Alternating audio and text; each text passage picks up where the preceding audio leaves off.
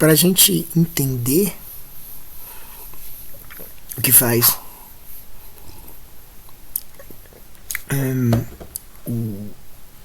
essa cosmologia ameríndia ser perspectivista do jeito que ela é, tentar acertar o som aqui direito, a gente pode pensar nessa distinção entre substantivo e indexical. E aqui a ideia é pensar, digamos assim, na concepção ordinária dos nossos termos em substantivos indexicais. Seguramente existe outro tipo de palavra também, né? Mas as palavras substantivas, elas pretendem ser, ou parecem ser, ou a gente toma elas como sendo palavras que não têm uma característica perspectival, não tem uma característica posicional, relacional. Isso quer dizer o quê? Isso aqui, por exemplo, você fala assim, um livro, uma árvore, uma mesa. Então você está dizendo que um livro, uma árvore, uma mesa são livros, árvores e mesas para qualquer um de todos os pontos de vista. O substantivo, ele não leva em conta um ponto de vista, né? O substantivo, ele é uma descrição, digamos assim, que pretende ser independente dos pontos de vista. Então, por exemplo, quando você faz uma descrição do tempo em termos de 2020, 2020 pode ser visto por mim, por você, por qualquer pessoa. Supostamente ele pode ser visto, digamos assim, de um drone, ele pode ser visto de uma terceira pessoa, ele pode ser visto de lugar nenhum. Ele pode ser visto em si mesmo, se vocês quiserem. Ele é em si mesmo um substantivo. Por exemplo, um livro, uma árvore, uma mesa. Um livro é um livro. O ano 2020 é 2020, supostamente, né? De todas as maneiras. Para todas as perspectivas, de todos os pontos de vista. Então se trata aqui de, por exemplo, entender um livro, uma árvore, uma mesa, entendê-la de uma vez por todas, entendê-la em si mesma, independente de quem observa. O observador não tem papel nenhum nessa descrição substantiva da mesa, do livro ou da árvore, ou do ano 2020. Tá?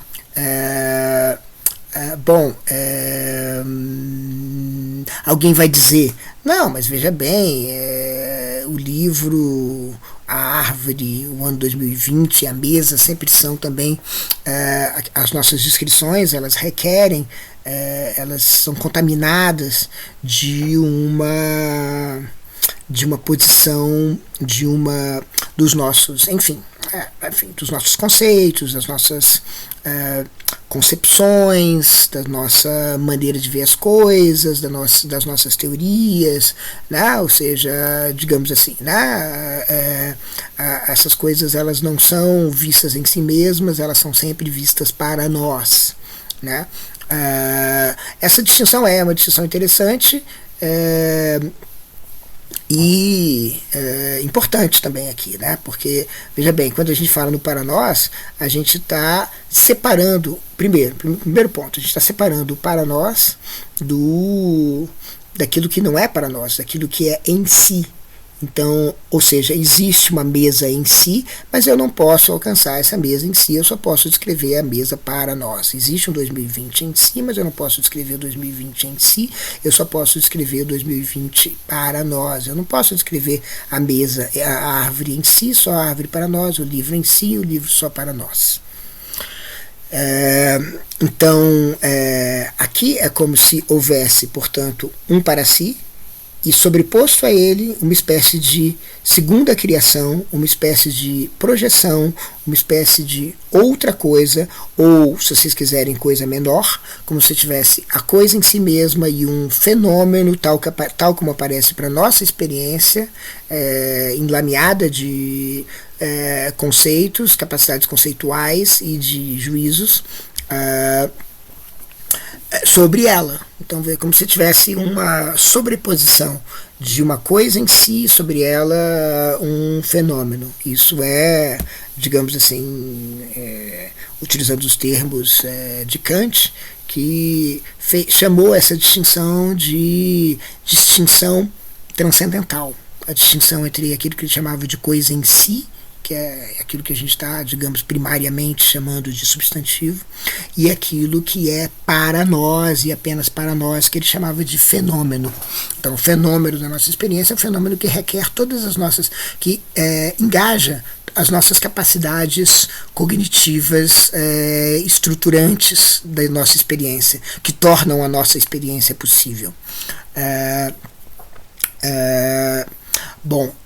Então, aqui você concebe o substantivo como tendo uma descrição, que talvez essa descrição não seja alcançada por nós, talvez nem sequer possa ser, não possa ser conhecida por nós. Talvez ela seja impossível, né? Talvez ela seja só concebível, mas ela não é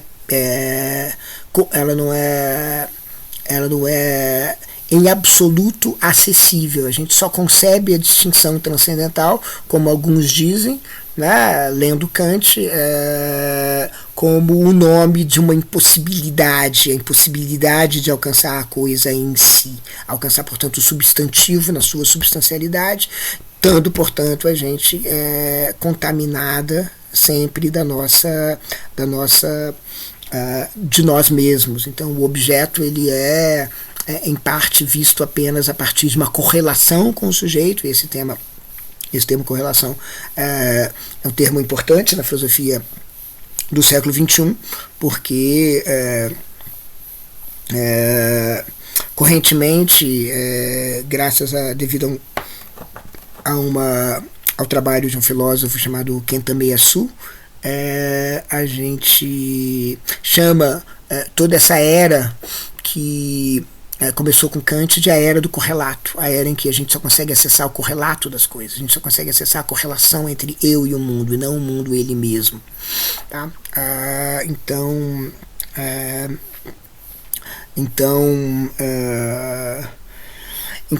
nesse caso, tá, e eu não vou tematizar primariamente o correlacionismo, a gente pode eventualmente fazer isso, mas basicamente o correlacionismo uma posição dessas, digamos, uma posição segundo a qual você tem uma diferença entre fenômeno e número, uma posição inaugurada pela distinção transcendental, e que, além disso, se acrescenta, para você ter correlacionismo, que o número, ou seja, aquilo que não é fenômeno, a coisa em si, né, não é acessível, né? Então, portanto, não pode ser, digamos, conhecida, ou talvez não possa nem sequer ser pensada, né? Quando você tem isso, você está trabalhando ainda no escopo, no âmbito do substantivo, só que esse substantivo ele não é alcançado por nós, né? Porém, a manobra. Bom, agora, só pensando, fazendo uma observação, a ideia do perspectivismo ameríndio é que talvez a coisa em si não seja em si mesma, seja talvez, só para a gente começar a entender o que vai ser perspectivismo, talvez a coisa em si talvez seja justamente o pensamento, mas o pensamento dos outros. Né? Talvez seja a perspectiva dos outros. É isso que é inacessível. A perspectiva de alguma outra coisa, por exemplo, a perspectiva do livro sobre a mesa, ou do lago sobre a montanha, ou do jaguar sobre o meu corpo, ou o meu sangue, ou do jaguar sobre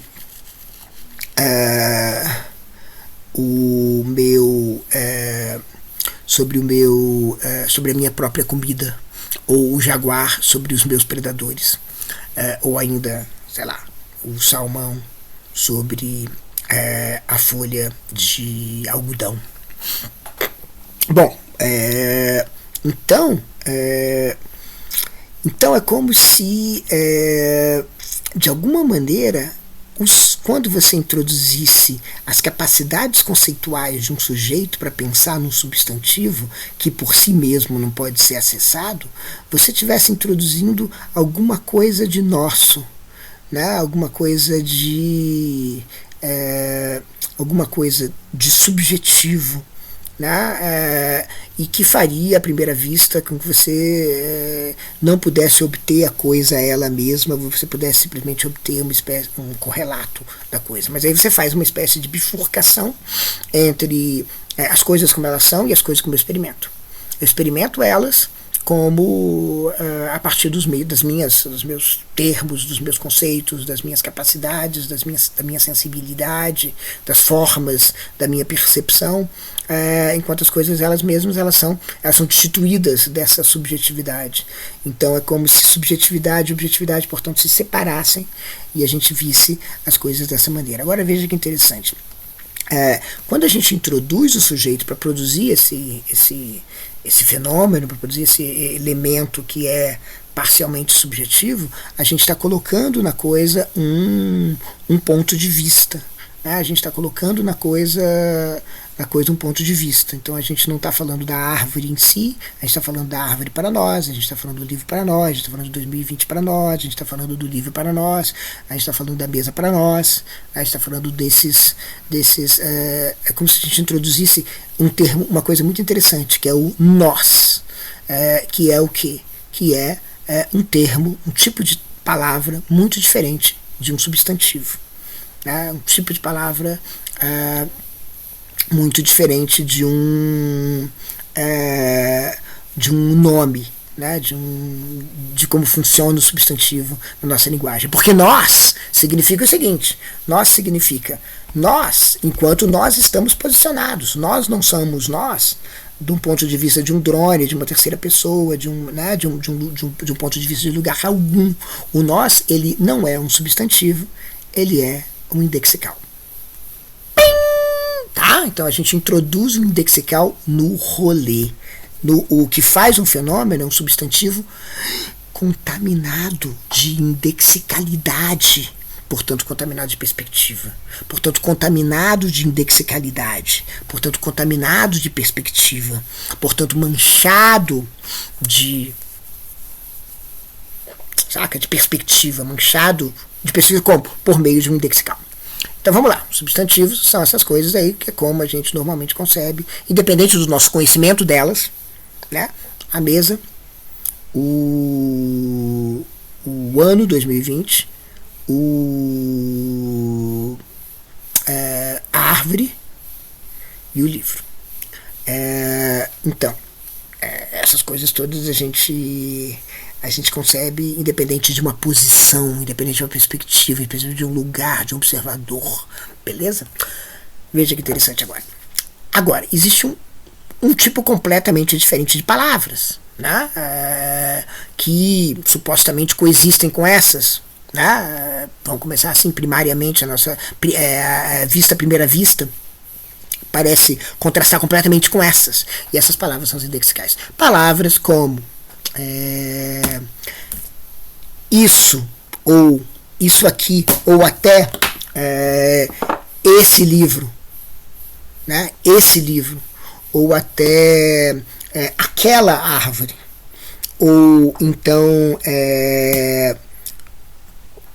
aquilo ali, ou o que está do lado de fora, ou o que está do lado, o que está além, ou o que está do lado de dentro, o que está aquém, ou então isso mesmo.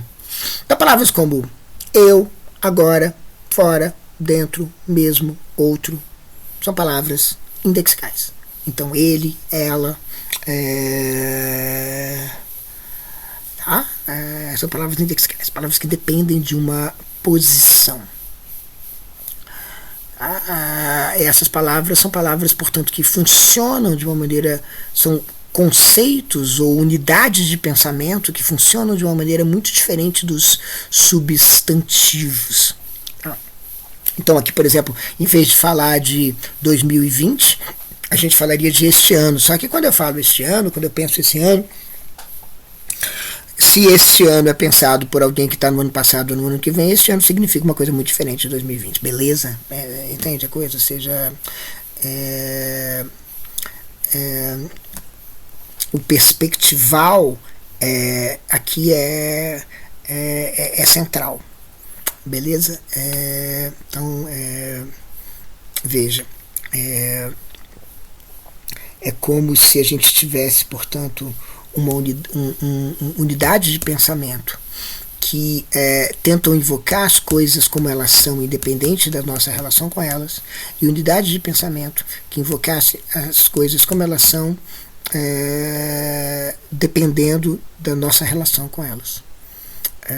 E aqui você tem substantivos e indexicais. Bom, interessante o seguinte, independente do nosso conhecimento, o nosso conhecimento dos substantivos pode ser um conhecimento limitado, pode ser um conhecimento manchado de indexicais, mas isso não faz dos substantivos eles mesmos alguma coisa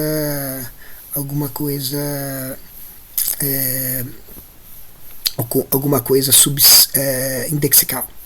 Tá? Então, em certo sentido, quando a gente invoca perspectivas de qualquer tipo, quando a gente pensa no contraste entre as coisas para mim e as coisas em si, a gente está pensando nesse contraste entre o indexical e o substantivo, né? E pensando no indexical como sendo alguma coisa que é menos que o substantivo.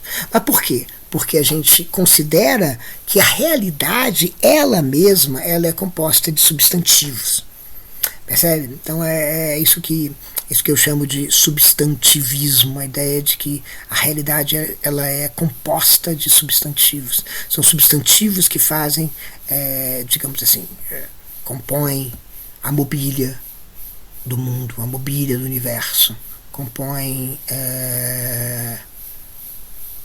como as coisas são. As coisas são substantivas, então elas são alguma coisa em si mesmas, independente das relações que elas têm com umas coisas com as outras. Eu contraponho o substantivismo ao indexicalismo. O indexicalismo, ele defende a ideia de que não é que nosso conhecimento, nosso acesso, nosso pensamento é indexical, é que as coisas mesmas são indexicais. Então, há uma indexicalidade diretamente no mundo. E aqui a gente está chegando muito próximo do perspectivismo. É como se aqui, nessa diferença entre indexical e substantivo, a gente estivesse apontando para alguma coisa muito... estivesse apontando para a nossa... nós estarmos imiscuídos nas coisas, numa relação, ou nós não estarmos assim. Então, por exemplo, no indexicalismo não há uma bifurcação entre aquilo, sujeito e objeto, entre aquilo que, digamos assim, aquilo que, pode ser que a minha impressão seja diferente das coisas como elas são, porque as coisas como elas são também em certo sentido experimentadas, elas são dependentes de um ponto de vista mais. Não há uma distinção de natureza que diga assim, olha, na verdade tudo aquilo que eu penso se distingue das coisas como elas são, porque ambas são perspectivadas. Porque ambas são indexicais.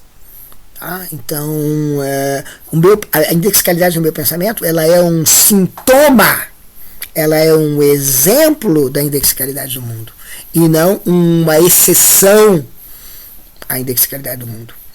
Tá? Então aí é que, veja, a gente pode voltar a pensar rapidamente, não sei se a gente vai conseguir ter um bom rendimento, mas vamos tentar pensar rapidamente de volta nas monadologias que nos ocupavam um tempo atrás. nas monadologias, enfim, as mônadas são perspectivadas. Essa perspectiva é uma representação, né? Está enfatizando bastante isso. Tá? Mas essa representação ser perspectivada significa dizer que ela tem a ver com a posição em que, com a situação em que uma mônada está. Uma mônada ela é situada no mundo, e ela é situada numa certa posição no mundo. Fora dessa posição do mundo, ela não é nada, ela é praticamente essa posição. Só que essa posição, ela é tida como alguma coisa que é menos corporal, porque ela está totalmente associada à economia dos conceitos, no caso leibniziano, pelo menos, a economia dos conceitos que faz girar o pensamento e, em particular, faz girar a ação de uma mônada qualquer. Essa ação tem a ver com uma conexão com o resto do mundo. Lembra que a gente falava muito de uma linha de um programa de computador, então depende muito do que está em volta, em certo sentido está posicionado, mesmo de um ponto de vista representacional, está posicionado, existe uma posicionalidade aí, né?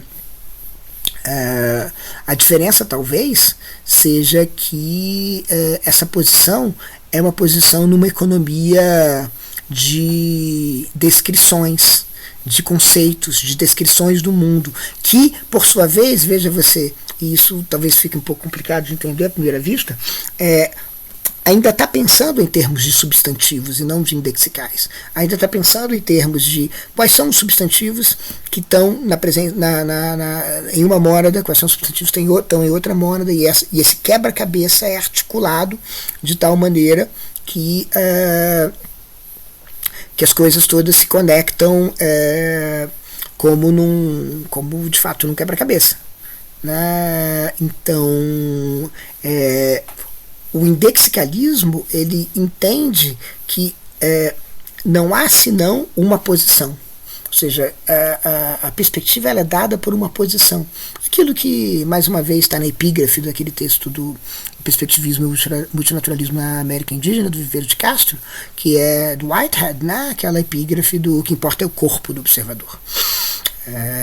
Então, portanto, basicamente, o que importa no pensamento são essas capacidades indexicais do pensamento, essas capacidades do pensamento de usar termos como nós, agora, este ano, aqui, mesmo, outro, fora, dentro, a quem, além.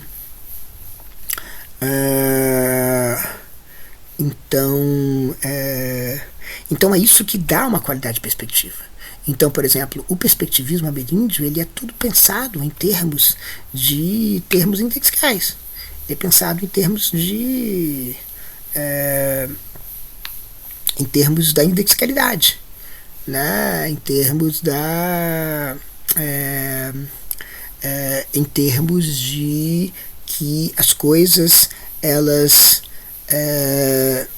têm e adquirem perspectivas. Então essa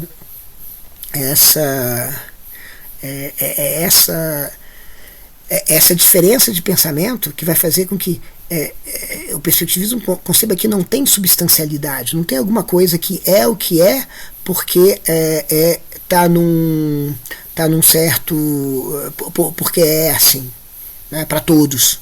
Ou seja, é como se você não tem uma visão de terceira pessoa, você não tem uma visão de parte alguma, nem sequer como alguma coisa inalcançável que você não consegue, entende? Não é alguma coisa tipo assim, tem as coisas do jeito que elas são, mas a gente não pode ver, então a gente pode ter, né? Estamos aqui fazendo isso aqui porque não dá para fazer nada melhor. Não tem isso, não tem essa visão de parte alguma, nem sequer uma visão de parte alguma que não é alcançada por ninguém. Essa visão de parte alguma é inconcebível, ela não faz parte do pensamento selvagem, do pensamento amazônico. Percebe? O pensamento não passa por aí, não passa por um drone que vê tudo independente do que eu vejo. A minha perspectiva ela é constitutiva da realidade. A realidade é, portanto, relacional. É essa relacionalidade que, bom, no outro texto, no texto do perspectivismo e animismo, no perspectivismo e multinaturalismo na América Indígena, o que a gente estava discutindo na semana passada, o Viveiro de Castro fala é, é, leva em consideração. Ou seja, é esse relacionismo que ele fala, relacionalismo que ele fala, por exemplo, quando ele fala, por exemplo, de estruturas de parentesco. Né? Então, por exemplo, uma coisa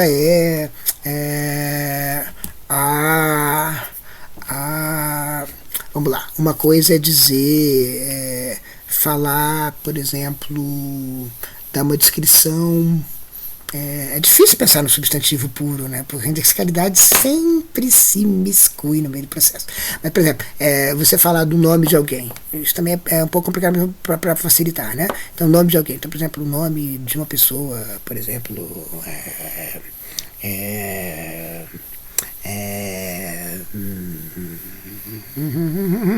Viveiros de Castro, tá? Então, Eduardo Viveiros de Castro.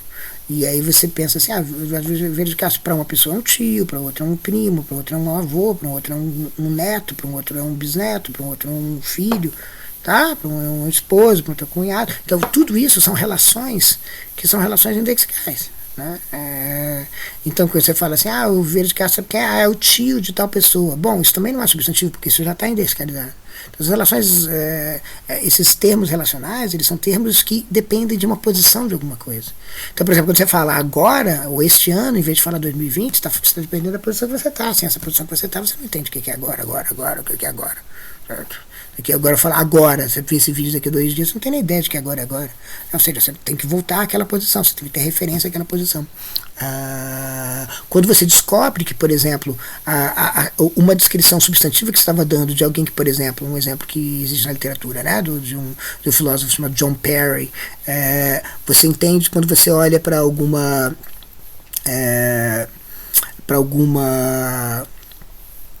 você olha, por exemplo, para alguém tomando uma certa atitude, por exemplo, numa loja, né, e você não se dá conta que é você, por exemplo, tem um saco furado no seu carrinho de compras, e esse saco furado deixa uma trilha faz uma sujeira no chão, e você pensa assim, aquela pessoa que está fazendo uma sujeira no chão, você pode pensar várias coisas sobre ela, mas depois a sua atitude, o seu comportamento muda, o seu pensamento se transforma quando você descobre que se trata de você, ou seja, você entende que é um eu aí, você entende, portanto, você entende um ponto de vista, você entende a perspectiva que se coloca aí, que antes não existia. Então esse jogo de perspectivas é o que torna possível, por exemplo, o ofício do conhecimento, talvez, né? Porque conhecer um pouco nessa imagem correlacionista kantiana que a gente estava invocando há pouco. Bom, se tem uma coisa em si mesmo, por exemplo, um livro em si mesmo, eu estou diante desse livro em mim mesmo e eu passo a conhecer esse livro. Esse livro ele é incorporado por mim, canibalizado por mim, ele se torna alguma coisa que está dentro de mim, como uma estrutura canibal, como estrutura de devoração, eu devoro ele. Ele se transforma em parte de mim. Quando eu conheço alguma coisa, essa coisa é parte de mim, ela não é eu me altero, o meu corpo se altera, pensando nas minhas estruturas neuronais, quando eu aprendo alguma coisa, o meu corpo se altera quando eu devoro alguma coisa, quando eu conheço alguma coisa. Então, por exemplo, quando você vai falar dessas estruturas de devoração do Amazonas, essa ideia, por exemplo, de que eventualmente você se funde, o matador se funde, como a gente vai falar, o matador se funde com a sua vítima, e em certo sentido o inimigo se torna você. Você está dizendo que não tem uma coisa que é feita para ser conhecida, feita para ser devorado, que é um mundo domesticado, em que você já tem o objeto já pronto. Você está falando que o objeto não está pronto, porque o objeto também é uma posição. A ideia do objeto pronto é subsidiária da ideia substantiva de que você tem uma visão de terceira pessoa que vê todas as coisas independente de qualquer posição, uma visão de parte alguma. Então, então, pensa nisso, né? Assim, a antropofagia e o conhecimento. O que é conhecimento? Conhecer alguma coisa, devorar alguma coisa. Né? Alguma coisa parecida com devorar alguma coisa, porque, veja bem, aquilo que você devora fica colocado à sua disposição. né? Aquilo fica colocado à sua disposição. É essa semelhança que importa, porque agora aquilo está dentro de você. Né? Pensa nisso, né? Você não come, o matador não come, o caçador não come. Um outro ponto muito importante do mundo amazônico é essa semelhança entre caça e guerra. Então você mata o inimigo, você traz o corpo do inimigo. Agora, você não toca no corpo do inimigo. Quando você caça, aquele que caça não come. Porque você traz para dentro, você coloca à disposição dos outros. Você traz o que estava fora para dentro. Você faz esse movimento indexical. É esse movimento indexical que é crucialmente o que faz uma coisa ser assimilada. A assimilação, ela é um movimento de fora para dentro. Então, nesse caso, então, portanto, eu estou tornando uma coisa que não estava acessível aos demais, né? Então é isso que faz com que, por exemplo, sei lá, você dá uma aula, né? Entende? É a mesma coisa, você faz uma caçada e você traz aqui e oferece à disposição isso. Você compreende como é que funciona o vírus e depois você expõe o vírus, né? Você expõe o vírus de uma maneira com todo o cuidado que você tem, porque você tem uma intimidade com o vírus que os outros não vão ter, mas para os outros aquilo vai estar exposto. Né? Então, é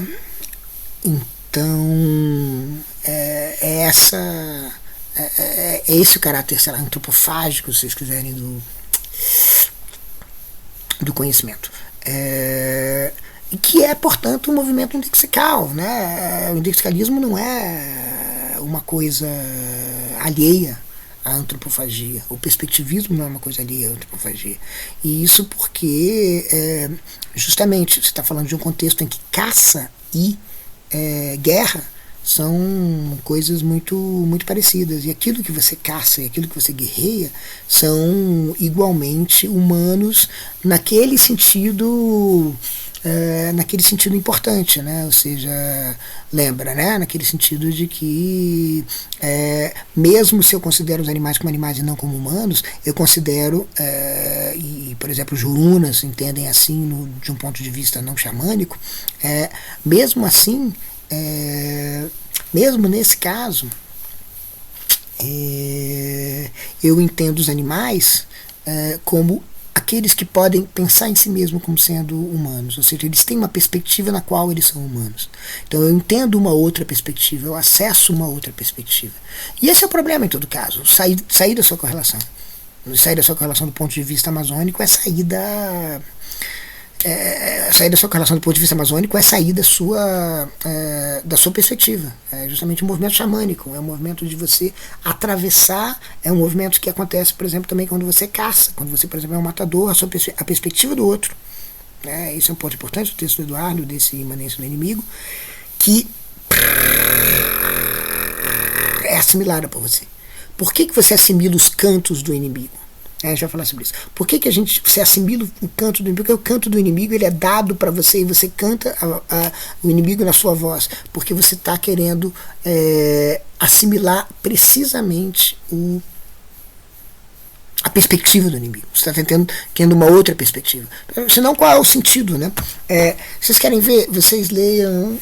Não sei se vocês leram Octavia Butler. E ela tem essa, digamos assim, essa ficção científica que se chama Xenogênesis, e lá ela narra os Oncali, que são um povo extraterrestre que saem pelo mundo fazendo canibalismo nesse sentido. Eles captam alguma coisa para melhorar eles mesmos. Eles tentam usar o material genético capturado para mudar o material genético deles. Então é uma espécie de antropofagia. Uma espécie de antropofagia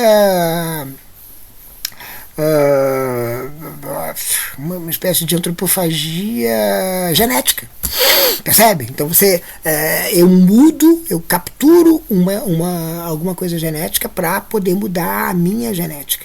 Então é uma transformação corporal pela caça e pela guerra, né? Então é quase como se fosse uma Amazônia cósmica aí, né?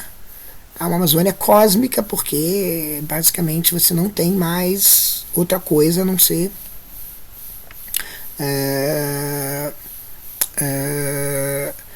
a devoração que passa a tornar alguma coisa parte de você, né? Então você não tem uma comida que está pronta como comida, porque a tentativa, é claro, talvez seja de substancializar a comida enquanto comida, não dizer que a comida, fora do regime da predação, do caça-caça, a comida passa a ser simplesmente um substantivo e não alguma coisa indexical. Porque comida para mim não é comida para o jaguar, comida para mim não é comida para o salmão, entende? Ou seja, eu não estou... eu tento retirar a indexicalidade tão venenosa da parada e transformar aquilo num objeto para ser consumido sem maior fricção de perspectivas.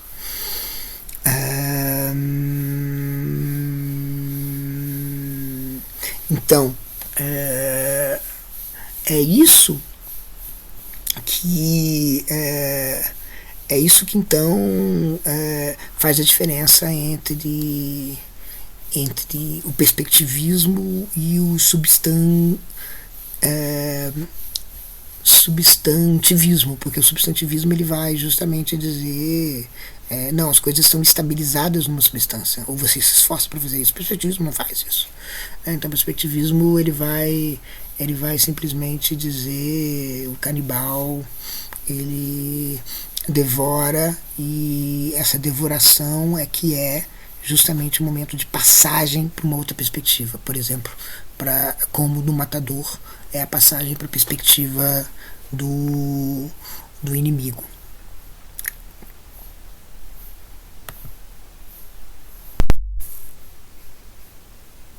Bom, então a imanência do inimigo. Vamos lá, a imanência do inimigo.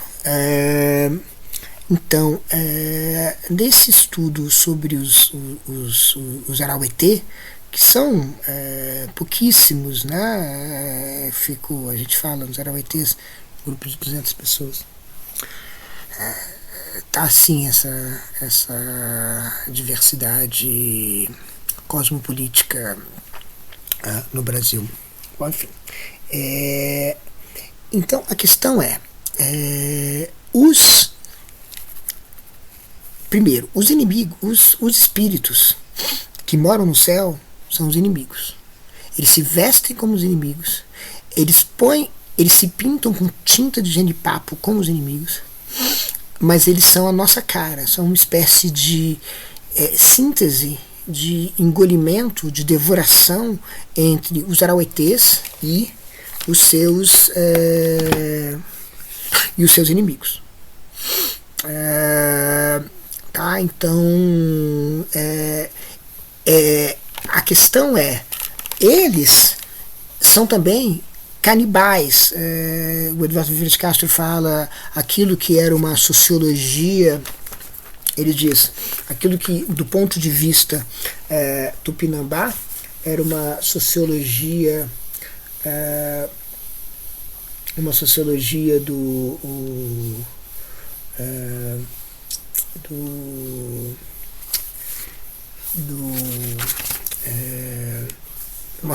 do canibalismo, uma sociologia canibal, ele diz no 283, a sociologia canibal dos tupinambás, que sustentava um sofisticado sistema de ritual de captura, cativeiro, execução e devoração de inimigos cunhados, transforma-se entre os Arauetê em uma teologia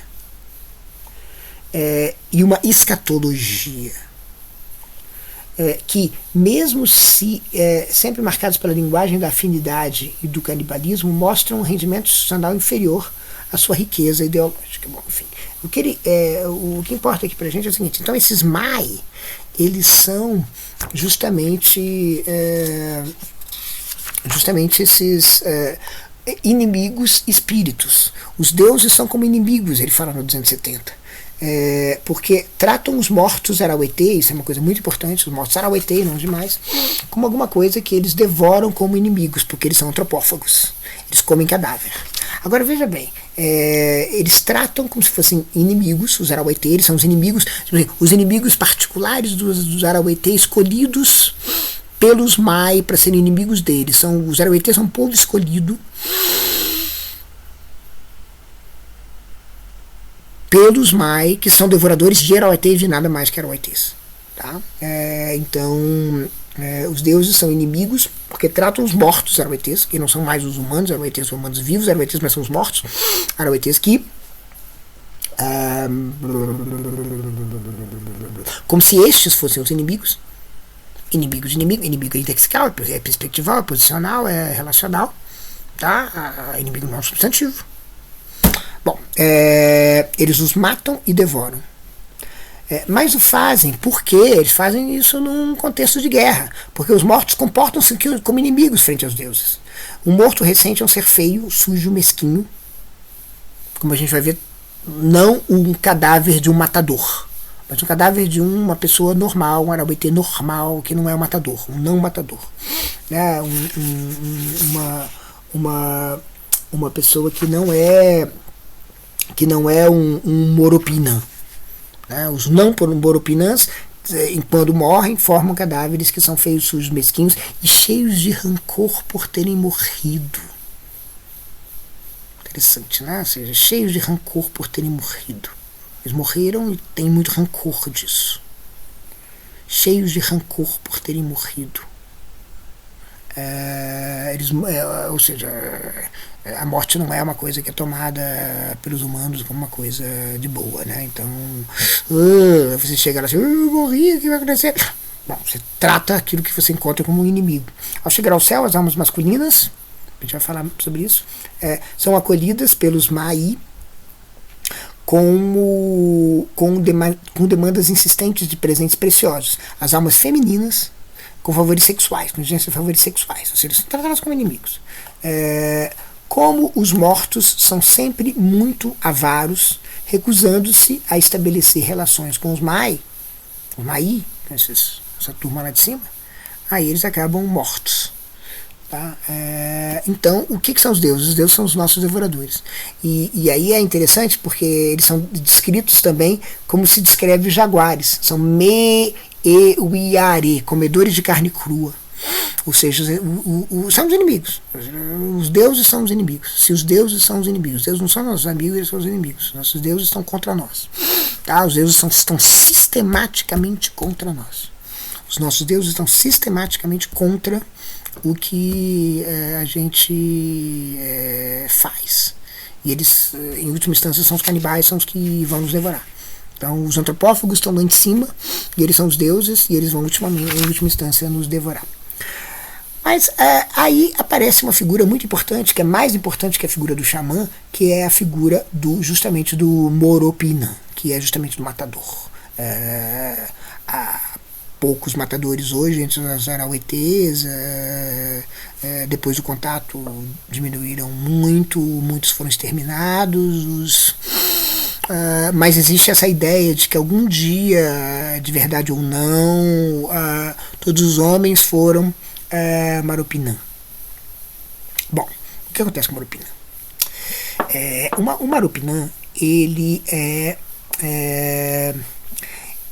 então mata alguém, mata o inimigo, aqui o inimigo terreno, não o Mai.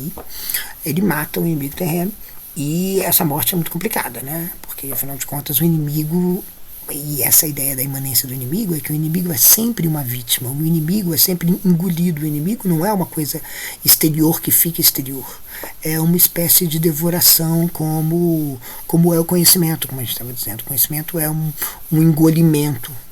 Então é muito complicado conhecer certas coisas, porque isso vai te alterar. Se você vai conhecer certas coisas, você vai deixar de ser o que você é. Se você vai devorar certos inimigos, você vai deixar de ser aquilo que você é. Então você precisa ter de todo um cuidado, de todo um ritual. Há um perigo no engolimento, há um perigo na devoração, há um perigo na assimilação, há um perigo desse contato com o outro. Que nesse caso é o contato antropófago. Bom, enfim, nesse caso é um contato de matar, simplesmente, né? Matar. Então o matador não pode chegar perto dos destroços da sua vítima, e depois que ele volta, ele tem que fazer uma abstinência sexual, uma abstinência às vezes de certos alimentos, ele tem que passar por toda uma morte em vida. A abstinência sexual tem a ver com o seguinte: é como se o inimigo passasse a incorporar nele, então ele tivesse, ele na verdade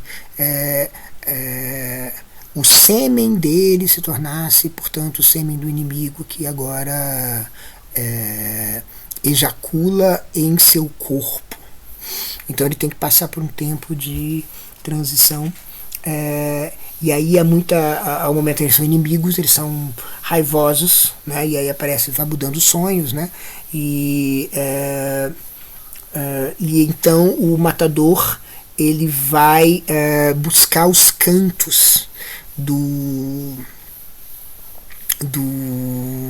da vítima, né? O inimigo, que é a vítima, ele vai buscar esses cantos. Ao retornar, transmite esses cantos a vítima. Primeiro está ali numa luta nos sonhos contra o matador, ressentida. Depois ela vai buscar esses cantos, traz esses cantos do matador, e aí transmite esses cantos para o matador, bem como uma série de nomes pessoais que serão conferidos aos recém-nascidos, ou seja, contaminação. Ou seja, tem vários nomes pessoais que não são nomes arahuaités. São nomes de povos inimigos que entraram nos arahuaités. Os arahuaités foram engolindo esses outros nomes. Ou seja, os nomes não são os nomes das crianças, não são mais os nomes das crianças arahuaités, são os nomes das crianças dos inimigos arahuaités. Certa noite, o espírito do inimigo acorda bruscamente o matador, exortando: "Vamos, Timã, ergue-te e dancemos." Tá, aí há uma raiva, mas também há um elo de amor-ódio muito interessante, muito forte, e com o tempo a raiva se transforma em amizade e se torna mais que amizade, se torna a relação mais valorizada da sociedade arahuaité, que é a relação de Apihipihã. Apihipihã é uma relação entre dois casais que trocam de cônjuges e que tem uma intimidade completa, uma intimidade muito grande. Enfim, essa intimidade é uma intimidade que faz com que eles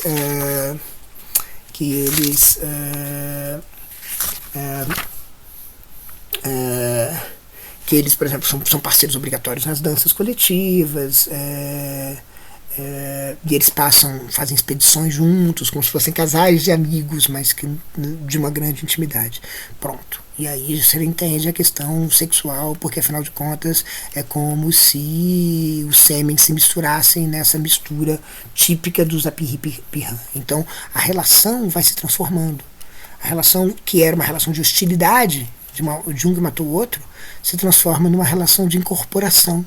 O morto incorpora no matador. O morto incorpora no matador e passa a ser parte dele, parte do sêmen dele, depois parte dos nomes de família dele, depois parte do canto dele. Então a missão desse matador agora é ensinar os cantos. Veja que incrível, né? A morte ventríloca, chama o Eduardo Vieira de Castro. Ensinar os cantos do seu ex-inimigo, agora Apihipihã, para os demais arahuaités. E aí nas festas eles vão cantar o repertório. O cânone arahuaité é um cânone só de inimigos, mas de inimigos sonhados pelo matador. É através do matador que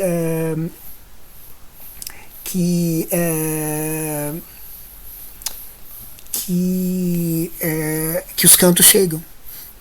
Então os cantos não vêm do âmago da cultura arahuaité, mas vêm do âmago das outras culturas. Então o divino é o inimigo, o repertório é do inimigo, e o devorador vive em nós. Nós somos os outros, né? Os arahuaités são os outros. Os arahuaités são como se fossem pontos de transmissão em que os outros chegam. A história deles é a história dos outros, como se eles fossem antenas. Então os inimigos muitas vezes recebem nomes sugestivos, como por exemplo Kaun Nahi, molho do Cauim, molho da cerveja, né? Então seria uma comilança. Os inimigos são Kaun Nahi, são coisas devoradoras. Veja, a turma não é devoradora. O canibalismo está presente, digamos, nessas alusões, nesses vestígios, mas a turma arahuaité não é ela mesma canibal. tá? Ou então eles chamam os inimigos de Maracani, ou seja, futura música, né? Ou seja, aquilo que é a música, mas que a música que eles vêm trazer. Eu vou matar para que traga aquelas músicas. Então a relação com o outro não é uma relação de eliminação, é uma relação de assimilação. Não é uma relação de acabar com o exterior. É uma relação de introduzir o exterior no interior, de interiorizar o exterior. Então se trata de uma relação com a exterioridade, se trata de uma política, né, de uma relação com fora, com o estrangeiro, né, uma relação, uma economia, uma economia do xeno, uma como é que eu quero falar? Xenoeconomia, né, entende? Ou seja, e aí os cantos são cantos muito interessantes, porque são cantos em que os arauetês cantam muitas vezes em muitas vozes, né, em uníssono, mas se referindo ao discurso de muitas pessoas, e essas pessoas envolvem as pessoas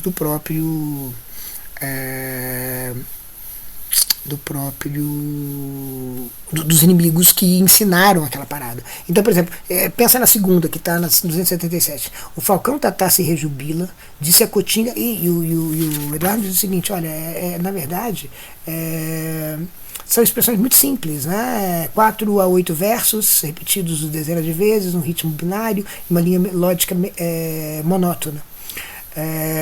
A complexidade dessas canções reside em seu regime enunciativo, ou seja, quem fala marcado pelo ponto de vista do inimigo. Então, o Falcão Tatá se rejubila, 277, disse a Cotinga, o Falcão Tatá se rejubila, disse a Cotinga pousada no pequeno arco. Ele está alegre no galho de Iocim, assim ouviu minha mulher.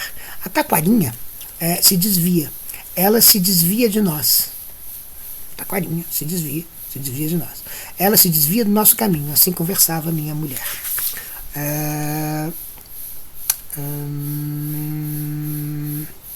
Bom, enfim, e aí a pergunta mas o inimigo foi flechado quando estava. Quem é que está falando? É o inimigo, supostamente é o inimigo, mas o inimigo estava sozinho, não estava com a esposa. Como é que ele está falando? Como a esposa dele está falando alguma coisa sobre ele? Sobre a taquarinha, que é a flecha, né, que foi desviada. Que nesse caso se trata de um inimigo que nem foi morto, né? Ele foi simplesmente atacado e essa voz está vindo para ele. Ou seja, ele foi alvejado, e pelo fato de ele ser alvejado já há uma incorporação do matador dele no matador. O matador está incorporando ele mesmo sem ter matado ele, simplesmente por ter alvejado ele, nesse caso. Então ele está dizendo: olha, na verdade a flecha se desviou de mim, ainda bem que a flecha se desviou de mim, disse a minha mulher. Mas que mulher é essa? Afinal de contas ele estava sozinho na floresta. Mas na verdade tratava-se da esposa do matador, Arauetê. Então a fusão já está aqui completa. É como se ele mesmo tivesse escapado da sua própria flecha. Então é como se ele já tivesse tido aqui uma espécie de fusão de perspectivas. Então ele já tá, os pronomes indexicais dele já não são mais pronomes simplesmente não são simplesmente pronomes dele mesmo. São pronomes dele, como se ele estivesse falando pelo outro, ou o outro estivesse falando por ele, como se ele estivesse sendo substituído pelo outro. É o outro que está falando, é a perspectiva dele que se funde à perspectiva do outro. Tá? Então essa fusão aqui que é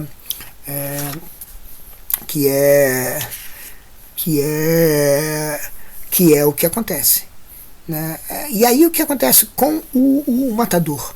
O matador finalmente ele se transforma num mai, se transforma num espírito, né? E ele não é comido pelo espírito, ele é simplesmente tratado como alguém respeitável e temido pelos mai, pelos inimigos, porque ele é matador. Tá? Mas o que é esse sujeito que sobe ao céu dos Maís? Não é ele mesmo, é ele fundido com a vítima dele. Então, aquele que os Maís respeitam são o morto e o matador. O matador e o morto, eles se juntam, eles sobem ao céu como um respeitado pelos deuses, pelos espíritos, que é essa figura esse recebe o nome de um Iraparadi. Um Iraparadi, que é essa fusão não entre amante e amado, mas entre matante e matado. O Iraparadi é uma fusão entre matante e matado, que então é o respeitado pelos espíritos. Ele se torna já um Maí, já se torna um respeitável. Então,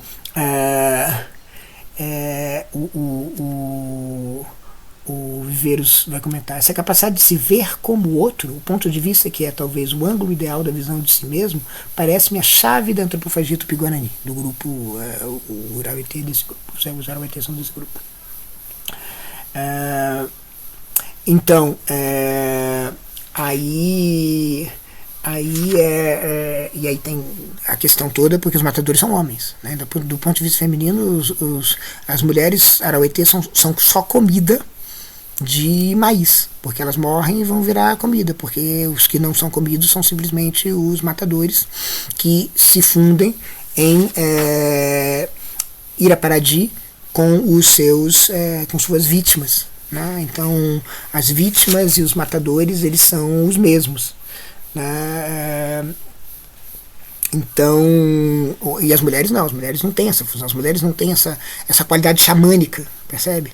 As mulheres não são entendidas como tendo essa qualidade xamânica. Talvez tenha outras, mas não tem essa qualidade xamânica do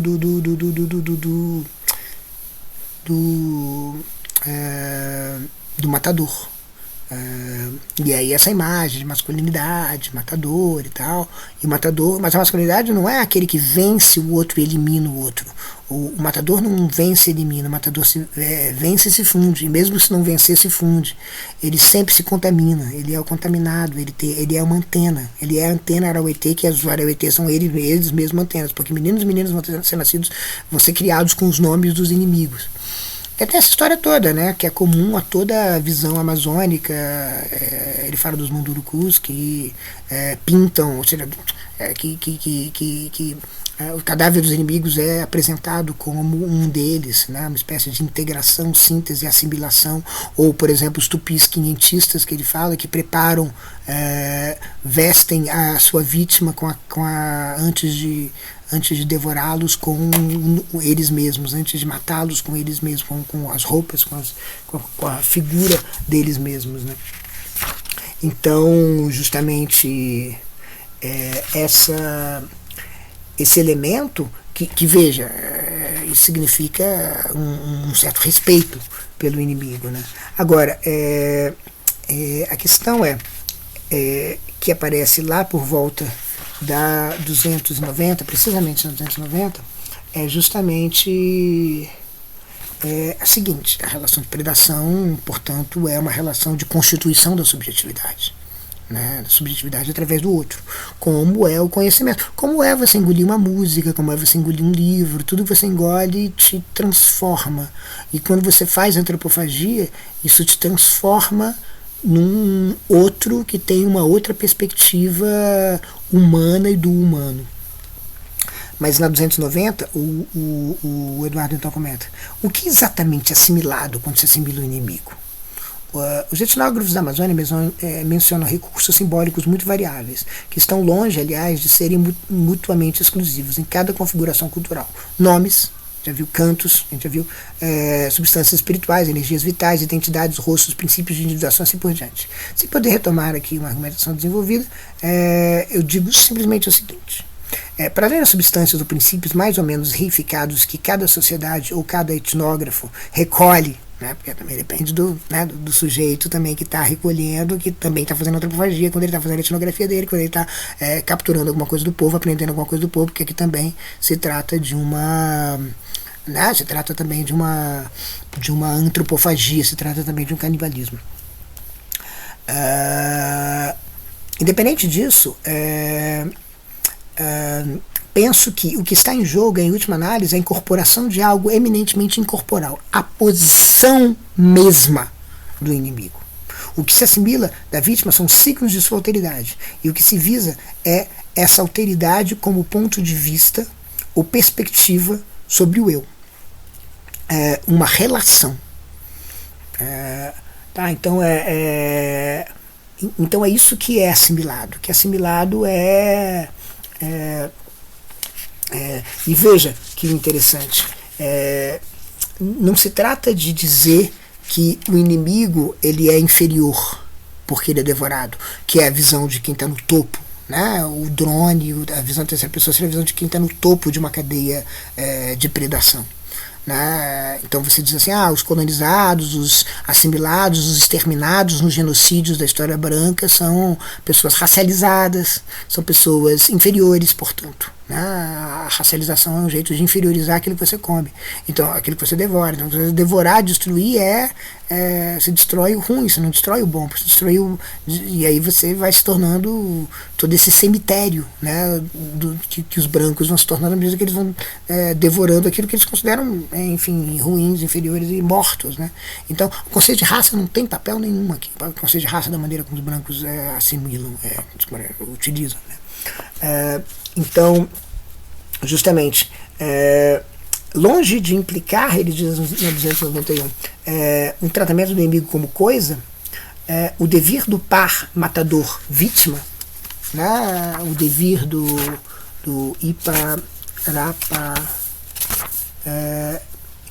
Iraparadi, o devir Iraparadi, o transformar-se no Iraparadi, envolve um confronto de sujeitos.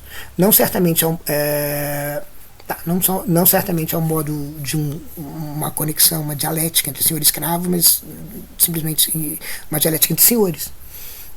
Eles trocam pontos de vista e alternam momentos de subjetivação e de objetivação.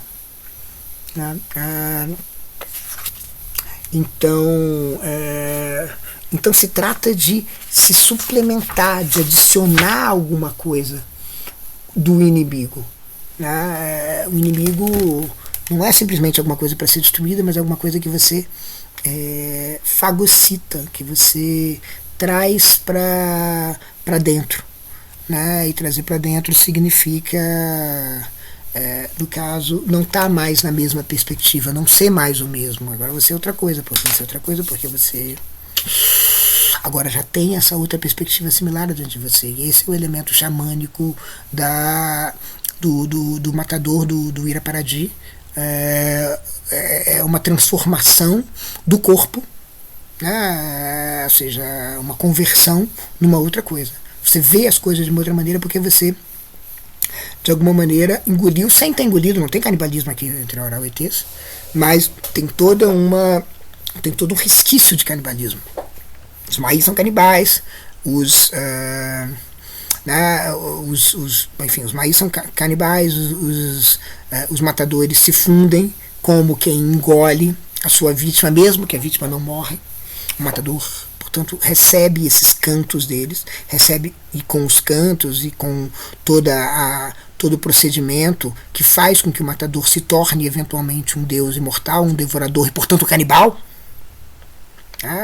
Ou seja, o Irapadi ele é aquele que vai se tornar um Maí, portanto um canibal, portanto um antropófago. É isso que faz com que o canibalismo está muito presente. Né? Você não tem uma prática canibal, mas você tem uma prática que envolve essa relação canibalesca com o antropofágica, com o inimigo. E o inimigo que é o espírito, que é o Deus também, e que é formado dessa fusão de você mesmo com o seu inimigo. O que são os espíritos, então? Os espíritos são as fusões, eles são feitos de fusões, né? Eles são seres xamânicos nesse sentido, e xamânicos e antropófagos, né? Canibais. E esse canibalismo que vai além da vida de uma única perspectiva. Os arauetês, eles são contaminados de outras perspectivas, na medida que eles são contaminados de nomes, são contaminados de cantos, né, dos seus inimigos. Eles são inundados de outras perspectivas, eles são povoados de outras perspectivas, eles estão cheios de outras perspectivas, eles são feitos de outras perspectivas. Então, portanto, essa fusão de perspectivas, ela não gera um substantivo, como no caso de uma visão de terceira pessoa, de maneira alguma. Não é que eles saem de uma posição, eles vão uma posição de parte alguma. Não é que eles querem exorcizar as posições, eles querem mais posições. Então isso é bem interessante, é quase como se fosse uma coisa assim, em vez de ter uma única perspectiva, eu quero ter muitas. Não é que eu não quero ter nenhuma. O substantivo não quer ter perspectiva nenhuma. O substantivo quer eliminar qualquer perspectiva. Aqui se trata de acumular perspectivas, agregar, suplementar uma perspectiva com a outra, adicionar uma outra, adicionar uma outra, adicionar uma outra. Quando você tem essas outras perspectivas todas adicionadas, aí você tem o quê? Você tem uma espécie de antropofagia, canibalismo, uma espécie de cubismo também, né? Porque o cubismo vai dizer assim, olha, eu vou ver dessa perspectiva, eu vou fundir com essa outra perspectiva, fundir com essa outra perspectiva. De ponto de vista cubista, você não tem uma zero perspectiva, você não tem uma perspectiva de parte alguma, você tem uma perspectiva de toda parte, porque você está fundindo, de toda parte não vai ser, mas de várias partes. Então, o Irapadi, ele seria justamente o cubista, seria justamente aquele que está vendo as coisas justamente de várias perspectivas, né? Porque ele se fundiu de mais de uma perspectiva, vamos dizer assim, né? Várias não, mas de mais de uma perspectiva. Ele é multiperspectivado. Ou seja, o ponto aqui não é combater uma perspectiva com a não perspectiva, mas combater uma perspectiva com outra perspectiva. Ou seja, friccionar as perspectivas, fazer com que as duas perspectivas se mantenham ao mesmo tempo, né? As duas perspectivas, tais que uma mancha a outra, né? E esse ofício de friccionar as perspectivas, que é um ofício do matador, xamânico, é um ofício todo comum entre os arauetês, né? Que olham para os brancos, falam que são destruidores de perspectivas. Talvez relativistas, né? Porque o relativismo é um jeito de destruir as perspectivas. Porque o relativismo diz assim, pode ser assim, pode ser assim. O relativismo é, em certo sentido, uma maneira de ser substantivista, né? Porque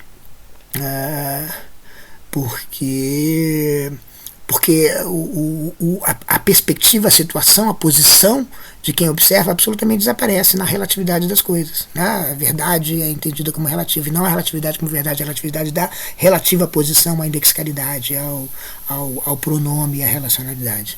Então eles olham os brancos como são os destruidores de perspectivas. Nós não somos destruidores de perspectivas, nós somos fundidores de perspectivas. E a gente traz as perspectivas para dentro do que a gente vive, do que a gente faz, e portanto a nossa perspectiva passa a ser ela mesma uma perspectiva múltipla.